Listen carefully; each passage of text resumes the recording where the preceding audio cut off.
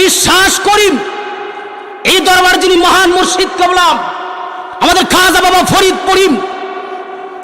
ফরিদপুরি রওজা মুবারক আমাদের সামনে আছেন। হাদিসের ভাষায়, হাদিসে কুদসির ভাষায়, যারা আল্লাহর ওলি তারা নিজ নিজ কবরের মধ্যে জিন্দা আছেন। আমি জানতে চাই খাজা বাবা ফরিদপুরি জিন্দা না মৃত? আওয়াজ করে জিন্দা না মৃত?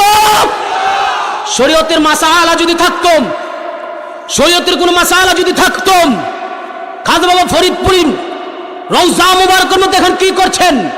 হাদিসে প্রমাণ করছেন। হাদিসের মধ্যে বলা হচ্ছে খাজা বাবা ফরিদপুরি যারা আল্লাহর ওলি তার যিকরুল আম্বিয়া মিনাল ইবাদা ওয়া যিকরুস সালিহিন কাফারা। খোদা কি কসম, খাজা বাবা ফরিদপুরি রওজার ভিতরে এখন নামাজ আদায় করছেন। হাত তুলে ঠিক কিনা? আজকে অনেকে বলতে চাই, সোশ্যাল মিডিয়ার মধ্যে বলতে চাই এই দরবারে বন্ডামি হয়। আমি এসে দেখলাম, 2-3 বার এসেছি।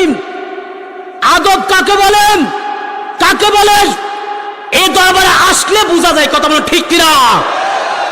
এশার নামাজের জামাতের পরে প্রায় 500 বার দুরুদের ফজিলত, দুরুদের আওয়াজ আমরা মদিনা মুনাওয়ারা পৌঁছেছি। বিশ্বলি খাজা বাবার দরবারে আমি এই নিয়ে 3 বার এসেছি। মারহাবা বলবেন না?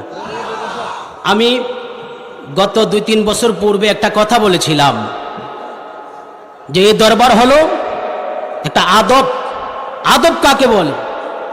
পৃথিবীর কোনো মানুষ যদি আদব শিক্ষা অর্জন করতে হয়, আমি মনে করি আমার দৃষ্টিকোণ থেকে আটরশি দরবারে আসো, বিশ্বলি খাজা বাবার দরবারে আসো।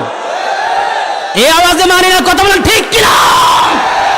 এই দরবার হলো আদবের দরবার, এই দরবার হলো আদবের দরবার।